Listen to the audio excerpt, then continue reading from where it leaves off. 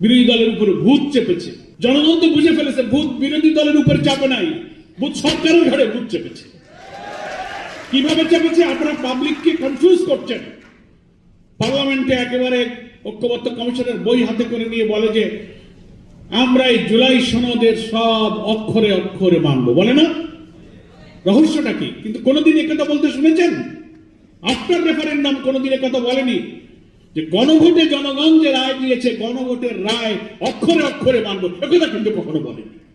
ফলে গণভোট আর জুলাই সনদকে তারা পার্থক্য করে জনগণের মধ্যে বিভ্রান্তি তৈরি করেছে।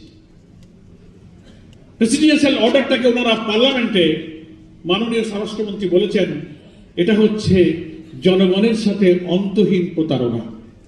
তো এটাই যদি অন্তহীন প্রতারণা হয়, 4-5 মাস পর যে কথা আপনি বলেননি মনের মধ্যে কয় না, খাওয়া দাওয়া যদি বদহজম হয় অনেক সময় ঢেকুর দিয়ে তা কিন্তু বেরোয় যায়।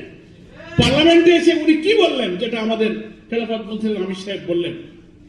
এখন আপনি বলছেন এই যে আমরা বলি যে আপনি হাতে ভোট দিলেন কিন্তু গণভোট মানলেন না। শুভঙ্করের ফাঁকিটা হচ্ছে জুলাই সনদ ওনারা অক্ষর অক্ষরে মানবেন, তার অর্থ হলো গুরুত্বপূর্ণ 48টি সাংবিধানিক পরিবর্তনের ব্যাপারে অন্তত 10টা জায়গায় ওনাদের নোট অফ ডিসেন্ট আছে, ছোটখাটো ধারা উপধারা দফা মিলালে। সেই 10টা নোট অফ ডিসেন্ট এত ইম্পর্টেন্ট, যার কিছু অংশ মামুন ভাই বলেছেন প্রধানমন্ত্রী দলীয় প্রধান থাকবেন না, পিআর পদ্ধতিতে উচ্চকক্ষ হবে, তত্ত্বাবধায়ক সরকার পদ্ধতির মধ্যে যতগুলো র্যাঙ্ক এন্ড চয়েসের ব্যাপারে যে সমস্ত সাব ক্লজ করেছে তার একটা নোট অফ ডিসেন্ট দিয়েছেন। সমস্ত চুক্তি আন্তর্জাতিক আইনগুলো উচ্চকক্ষ নিম্নকক্ষে অনুমোদিত হতে হবে।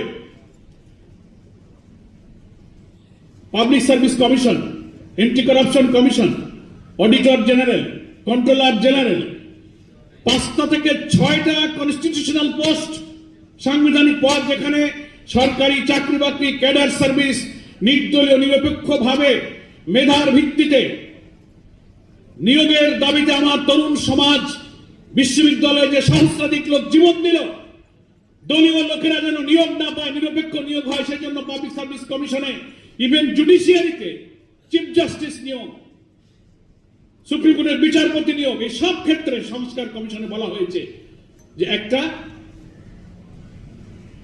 আলাদা সেপারেট অ্যাপয়েন্টিং অথরিটি হবে, একটা বাছাই কমিটি হবে, সার্চ কমিটি হবে, ট্রেজারি বেঞ্চ থাকবে, অপোজিশনের লোকেরা থাকবে, জুডিশিয়ারি লোকেরা থাকবে, নানানভাবে সংস্কার প্রস্তাবগুলো করা হয়েছে। এই সমস্ত সাংবিধানিক ব্যাপারে ওনারা নোট অফ ডিসেন্ট দিয়েছেন। তার অর্থ হলো ওই যে লাল বই দেখিয়ে বলেন সব অক্ষরে অক্ষরে মানবো, মানে আমরা যেগুলো মানতে চাইনি, যেটা ওই বইতে নিচে নোটে লেখা আছে, ওই নোট অফ ডিসেন্ট সহকারে ওনারা জুলাই সনদ মানবেন।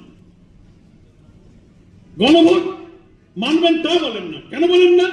গণভোটে যে ব্যালটে 4টি প্রশ্ন করা হয়েছে, সেই প্রশ্নে উচ্চকক্ষে পিআর, সাংবিধানিক পরিবর্তনের সব কথার ব্যাপারে 5 কোটি মানুষ ভোট দিয়ে গণভোটের পক্ষে হা বলেছে। এটা ওনারা কেন বলেন না? যে গণভোটের ব্যালটে কিন্তু নোট অফ ডিসেন্ট নাই। সমস্ত নোট অফ ডিসেন্ট খালি বিএনপি দিয়েছে, জামাত ইসলামী দিয়েছে, অন্যান্য দল প্রায় সব দল 2-1টা নোট অফ ডিসেন্ট আমাদেরও ছিল। কিন্তু ঐক্যমত্য কমিশন যে 84টি সংস্কার প্রস্তাবের মধ্যে 48টি হচ্ছে সাংবিধানিক, আর বাকিগুলো অ্যাডমিনিস্ট্রেটিভ অর্ডার অথবা অর্ডিন্যান্স করে কার্যকরী করা যায়, সংবিধানের আইন পরিবর্তন লাগে না।